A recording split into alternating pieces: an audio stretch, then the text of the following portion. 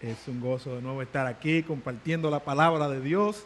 ¿Qué tal si abrimos nuestra Biblia en el libro, la carta del apóstol Pablo a los Colosenses, capítulo 3? Les invito a que leamos los versículos 3 y 4. Colosenses, capítulo 3, versículos 3 y 4. Cuando tenga, si puede, por favor, ponerse de pies para que leamos con reverencia la palabra de nuestro Dios.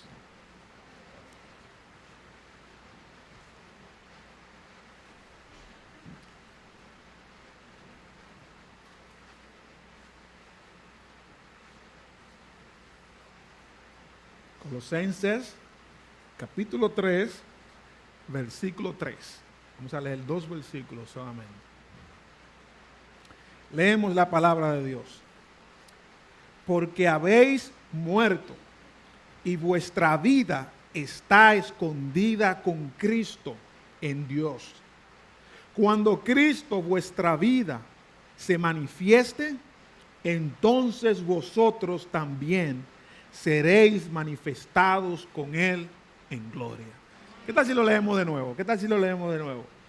Leemos el versículo 3. Porque habéis muerto y vuestra vida está escondida con Cristo en Dios.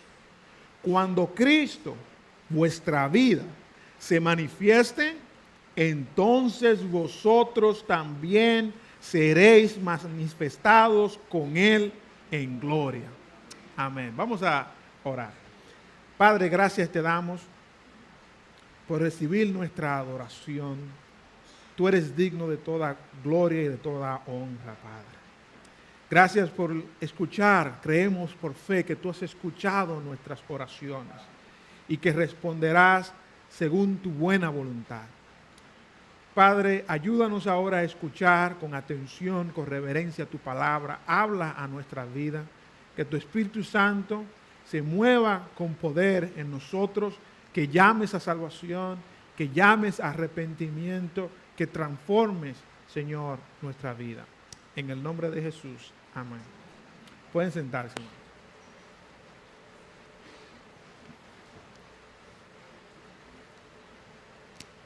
Hemos ya celebrado la Navidad, celebrado ese gran evento, ese gran hecho de que un día Dios se hizo hombre, vino y habitó entre nosotros y como dice el apóstol Juan, y vimos su gloria como gloria del unigénito del Padre. Y hemos pasado estas últimas semanas pensando en ese hecho maravilloso, pensando que ese Jesús que nació es nada menos que el Hijo, que Dios mismo hecho hombre, que es Señor, que es el Mesías prometido por el Señor. Él mismo muestra de que el Señor cumple sus promesas. Y ahora nos abocamos al final de año. Esta temporada de final de año generalmente es una temporada en la que reflexionamos, pensamos, es como una transición, pensamos el año que ha pasado, pensamos muchas veces en cómo nos halla este nuevo año y nos preguntamos qué va a pasar si Dios nos permite ver un año más, una especie de transición. Pero estos versículos que nosotros hemos leído, en estos versículos el apóstol Pablo en la carta de Colosenses, el apóstol Pablo también está haciendo una especie de transición. En los dos primeros capítulos, el apóstol Pablo ha hablado de lo que es la preeminencia de Cristo, cómo Cristo está por encima de toda la creación, de todo ángel, de todo principado. Y en los últimos 2 capítulos de esta carta, 3 y 4, el apóstol Pablo se torna a hablarle a los hermanos de lo que es la vida en Cristo, de cómo debemos vivir para el Señor. Nos habla de que debemos hacer morir lo terrenal, nos habla que de todo lo que hagamos, debemos hacerlo para la gloria, para el Señor, dando gracias a Dios el Padre. O sea, pero yo quisiera, hermanos, que en esta tarde, quisiera que nos detengamos un momento en esa expresión, en esa declaración maravillosa que hace el apóstol Pablo aquí en los versículos 3 y 4. La declaración de que Cristo es nuestra vida. De que, hermano, si tú estás en el Señor, Cristo es tu vida. No, hoy vamos a tener tiempo, si Dios nos permite ver un año nuevo, vamos a tener tiempo en pensar en qué debemos cambiar, qué práctica debemos agregar. Pero hoy yo quisiera simplemente, hermanos, que nos dediquemos a pensar, nos dediquemos a deleitarnos, a gozarnos en esa gloriosa verdad de que Cristo es nuestra vida. Y eso tiene un gran significado para nosotros, ya en nuestro pasado, en nuestro presente y en nuestro futuro. Pensar que el Cristo es nuestra vida transforma cómo vemos nuestro pasado, nuestro presente, nuestro futuro. Cristo es nuestra vida, hermanos, porque en Cristo Dios ha redimido nuestra vida para el Señor. En Cristo nuestra vida, nuestro pasado ha sido redimido para el Señor. Eso quiere decir, hermano, miren lo que dice, como lo dice el apóstol Pablo. Ustedes, nos dice de manera directa, ustedes han muerto. ¿A qué se está refiriendo eso? Está refiriendo al sacrificio que hizo Jesús por nosotros. Pablo nos ve a nosotros en una unión tal con nuestro Señor Jesús, que cuando Cristo murió, nosotros morimos. Cuando Cristo fue a la cruz, nuestra vida, nuestro pecado fue a la cruz. En Cristo tenemos el perdón de nuestros pecados. Miren cómo lo dice el apóstol Pablo en el capítulo 1, cuando nos dice el versículo 13, el cual, hablando de Dios, nos ha librado de la potestad de las tinieblas y trasladado al reino de su amado Hijo. Y dice el versículo 14, en quien tenemos redención por su sangre, el perdón de pecados. Mi hermano, Cristo en nuestra vida, en Cristo nuestros pecados han sido perdonados. Y hoy queremos gozarnos en eso, como dice el Salmo 32, ¿verdad? Que dice, bienaventurado el varón, ¿verdad? Cuyas transgresiones han sido perdonadas, cuyos pecados han sido cubiertos, a quien Dios no culpa, no culpa de iniquidad. Cuando, hermano, yo no sé el camino que te ha traído aquí.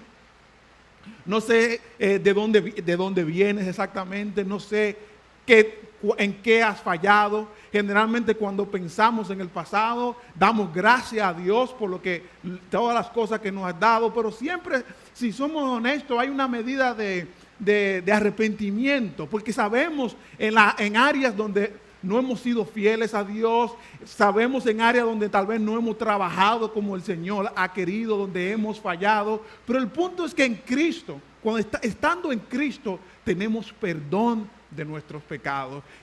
Dios no tiene contra nosotros ninguna cuenta en contra nuestra. En Cristo tenemos perdón, mis hermanos. Esta es la gran bendición, el gran gozo para nosotros. El Señor nos ha perdonado. Cristo es nuestra vida. Pero no solamente eso, quiere decir que el Señor no tiene condenación contra nosotros. Estamos libres de condenación. Miren cómo lo dice el apóstol Pablo en capítulo 2. Dice el versículo 13 en adelante, y vosotros, estando muertos en pecados y en la incircuncisión de vuestra carne, os dio vida juntamente con él, perdonándoos todos los pecados, anulando el acta de los decretos que había contra nosotros, que nos era contraria, quitándola de en medio y clavándola en la cruz. Es como que todos nuestros pecados, ¿verdad?, escritos en un acta de decretos, de acusación, de cargos contra nosotros. Y Dios, en esa cruz de Cristo, cuando Cristo murió por nosotros, Dios los rompió. Y hoy día ese es nuestro gozo. Tal vez, muchas veces tenemos condenación contra nosotros mismos. Hay una franquicia de gimnasio muy popular en el área que tiene como eslogan la zona libre de juicio, Judgment Free Zone.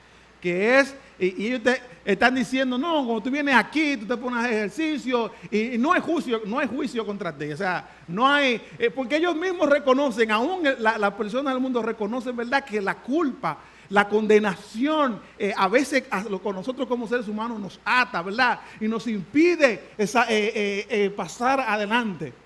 Pero si hay una zona libre de juicio, ese es Cristo. Nosotros estamos en Cristo y no hay juicio para nosotros porque Cristo ha roto la condenación. Dice el versículo 15 del capítulo 2, y despojando a los principados y a las potestades, los exhibió públicamente, triunfando sobre ellos en la cruz.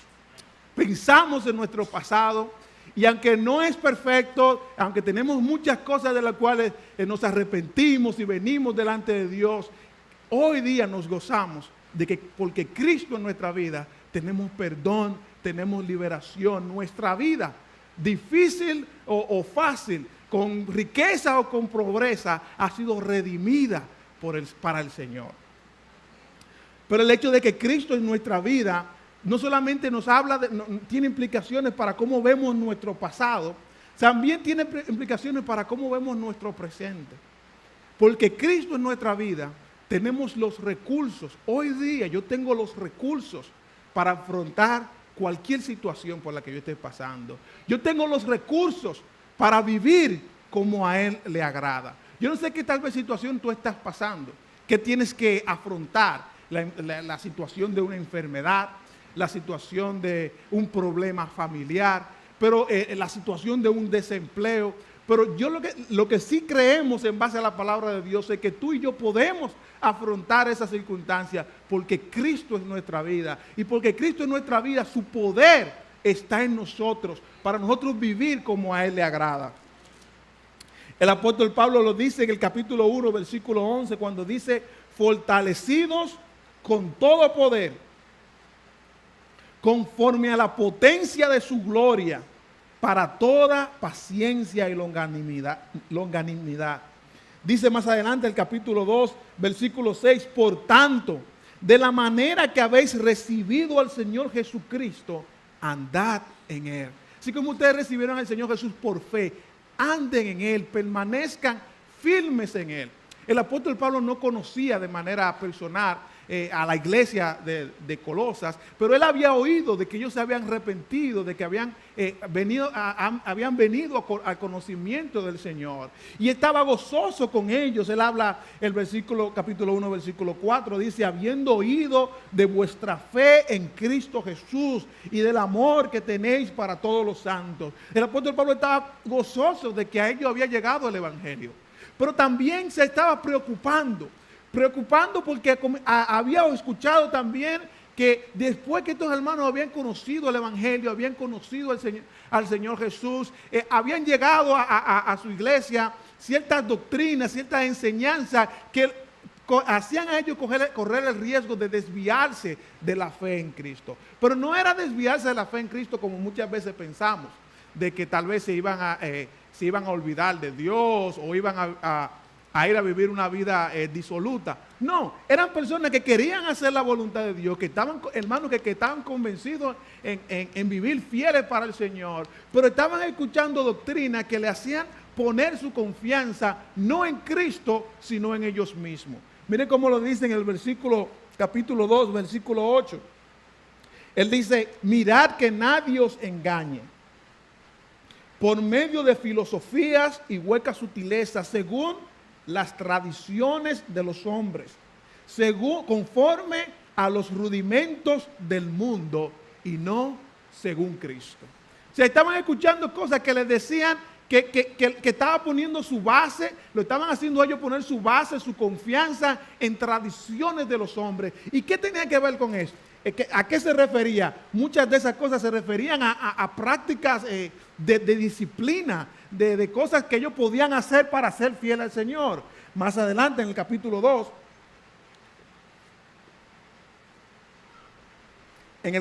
2, más adelante en el versículo 19, habla de que, dice, el versículo, vamos a leer desde el versículo 18, dice, nadie os prive de vuestro premio, afectando humildad y culto a los ángeles, entremetiéndose en lo que no han visto y vanamente hinchados por su propia mente carnal, y no haciéndose de la cabeza, en virtud de quien todo el cuerpo, nutriéndose y uniéndose por las coyunturas y ligamentos, crece con el crecimiento que da Dios. Y hablaba de preceptos y prácticas, dice el versículo 21, tales como no manejes, no gustes, ni aun toques. Y dice más adelante en el versículo 3, tales cosas tienen a la verdad cierta reputación de sabiduría, en culto voluntario, en humildad y en duro trato del cuerpo, pero no tienen valor alguno contra los apetitos de la carne. O sea, ellos estaban escuchando a filosofía y doctrina que hacía que ellos pusieran en su mente en practicar ciertas disciplinas, en practicar someterse a ciertos mandamientos, y ellos creían o le enseñaban esa doctrina que haciendo eso iban a poder ser fieles a Dios. Y a Pablo eso lo preocupa, porque Pablo se da cuenta que esa doctrina, esa enseñanza, esa práctica, realmente lo que estaban haciendo que estos hermanos pusieran su confianza en ellos mismos. Si hay algo que, hermanos, no podemos hacer es pensar que vamos a vivir, que vamos a ser fieles a Dios por nuestros propios recursos, por nuestra propia fuerza, sometiéndonos a regímenes de acción, no hago esto, voy a hacer aquello, y creyendo que con eso voy a tener el poder para vivir como a Dios le agrada. Dice el apóstol Pablo, aquí esas son cosas que te dan buena reputación, pero que no tienen ninguna efectividad contra los deseos de la carne. Y el apóstol Pablo quiere que nosotros en nuestro presente debemos aferrarnos a Cristo, que el poder de Cristo se manifieste en nosotros. O sea que, como dice el versículo 19, haciéndonos de la cabeza, que es Cristo, en virtud de quien todo el cuerpo, nutriéndose y uniéndose por las coyunturas y ligamentos, crece con el crecimiento que da Dios. Ese es el crecimiento que nosotros queremos. Sí, vamos a tener la oportunidad de conversar sobre prácticas devocionales, sobre cómo debemos vivir, qué debemos hacer, qué debemos dejar de hacer, pero nada de eso tiene ningún valor si lo basamos en nuestra propia carne, en nuestra propia fuerza. La vida cristiana se vive por el poder de Cristo en nosotros, Cristo viviendo en nosotros. Cristo es nuestra vida. Pero el hecho de que Cristo en nuestra vida no solamente cambia cómo vemos nuestro pasado, cómo vemos nuestro presente, pero cambia también cómo vemos nuestro futuro. Dice el versículo, vuelvo al capítulo 3, versículo 4, cuando dice, cuando Cristo, vuestra vida se manifieste, entonces vosotros también seréis manifestados con Él en gloria. Cristo es su vida, hermano. Y lo que tu realización, tu desarrollo, lo que en última instancia tú puedes ser y Dios quiere que sea, no se va a dar con nada en este mundo.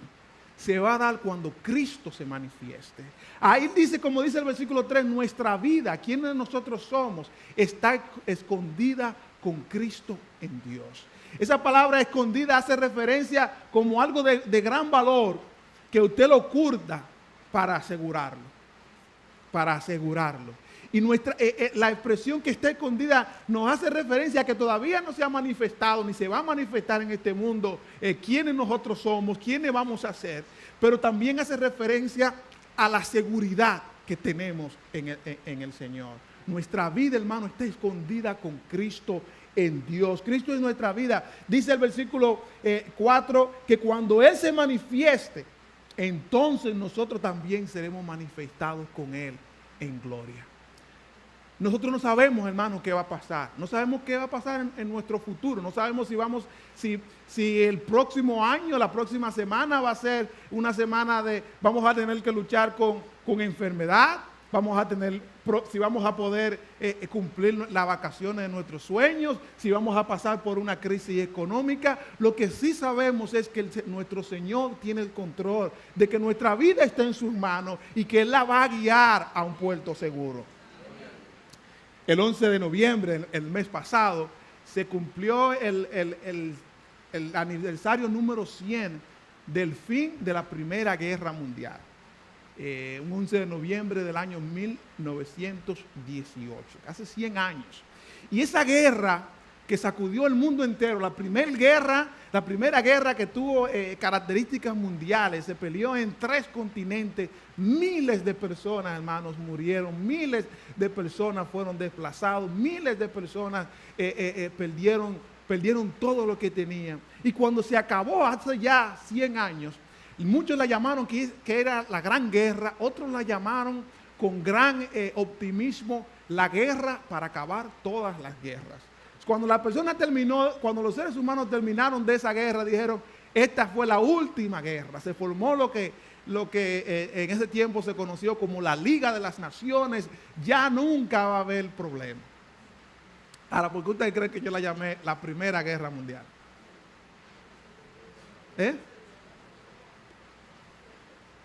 No había pasado mucho tiempo cuando ya esas mismas naciones se enfrentaron en otra guerra mundial.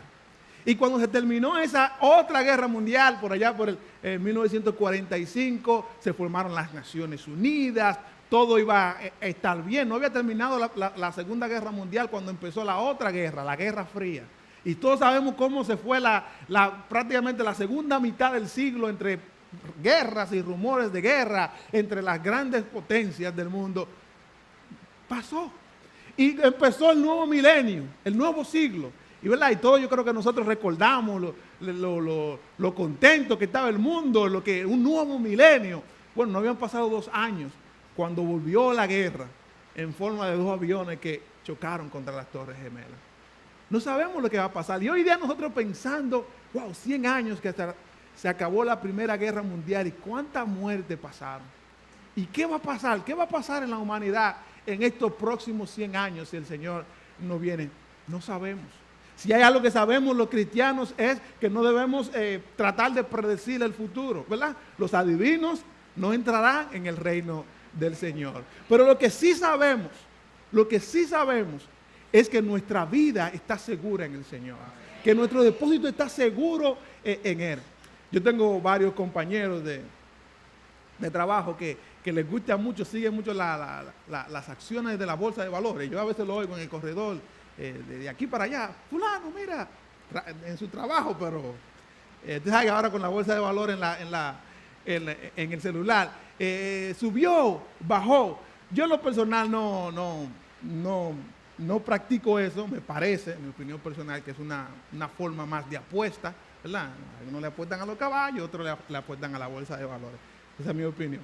Pero me parece interesante cómo funciona la bolsa. No sé mucho de economía, pero sí he leído que tiene que fundamentar, el valor de las acciones sube o baja dependiendo de cómo esté la confianza del mercado. Y nos dicen, bueno, mira, si el presidente tiene una reunión va y se reúne con otro presidente y se dan un buen abrazo, suben los valores de la bolsa. Bueno, todo va a salir bien. Si el presidente le dice 2 o 3 cosas al otro presidente, baja el valor de las acciones. Claro, las empresas militares ahí es que suben. Pero bueno, Walmart dice que tuvieron 3 meses de buenas ventas. Bueno, a la cosa va a estar bien. Suben los valores. El valor sube o baja fundamentalmente dependiendo de que la gente tenga confianza de que va a pasar el futuro. Pero hermanos, nuestras acciones siempre van subiendo. Porque nuestras acciones están en una bolsa donde no entra ladrón, donde no hay polilla que coma, y porque nuestra salvación está más cerca que el día cuando creímos. Como dice el apóstol Pablo, nosotros sabemos en quién hemos creído y que es poderoso para guardar nuestro depósito hasta el día de la redención. Nuestro pasado, nuestro presente y nuestro futuro están marcados por el hecho de que Cristo es nuestra vida. Y esta tarde, hermano, yo sé que como les he dicho antes, ya vamos a tener tiempo para hacer planes, para hacer resoluciones. Todo eso está bien. Todo eso está bien. Pero hoy, mi hermano, yo simplemente quisiera que hemos tomado este tiempo simplemente para gozarnos en esa gran realidad, para gloriarnos en que Cristo es nuestra vida. Y si tú estás aquí hoy día y tú no puedes decir eso, tú no puedes decir, Cristo es mi vida, Cristo ha redimido mi pasado, Cristo es el poder de Cristo está en mí para yo vivir día a día. Si tú no puedes decir, mi futuro está en manos de Cristo, mi esperanza está en cuando Cristo regrese. Hoy tú puedes decirle al Señor que te perdone, que te acepte como su hijo, y Él será también para ti tu vida. Yo quisiera, hermanos, que terminemos gozándonos en el Señor y que terminemos con un himno que predicaba el pastor la semana pasada, que está ahí en Filipenses capítulo 2. Filipenses capítulo 2. ¿Qué tal si nos ponemos todos de pies y leamos al unísono este himno? Vamos a leer los versículos 5 al 11, que nos hablan de ese Cristo que es nuestra vida. De ese Cristo que está con nosotros a cada paso. De ese Cristo en quien dependemos nuestro futuro, nuestra esperanza. ¿Lo podemos hacer todos juntos? ¿Ustedes creen? Podemos hacerlo con gozo todos juntos. Leer los versículos 5 al 11. Filipenses capítulo 2. Yo creo que sí. Dice la palabra, haya pues en vosotros este sentir que hubo también en Cristo Jesús, el cual, siendo en forma de Dios, no estimó el ser igual a Dios como cosa a que aferrarse, sino que se despojó a sí mismo, tomando forma de siervo, hecho semejante a los hombres, y estando en la condición de hombre, se humilló a sí mismo, haciéndose obediente hasta la muerte y muerte de cruz. Por lo cual Dios también le exaltó hasta lo sumo y le dio un nombre que es sobre todo nombre, para que en el nombre de Jesús se doble toda rodilla de los que están en los cielos y en la tierra y debajo de la tierra, y toda lengua confiese que Jesucristo es el Señor, para gloria de Dios Padre. Amén. Ese es nuestro Cristo, esa es nuestra vida. Vamos a orar.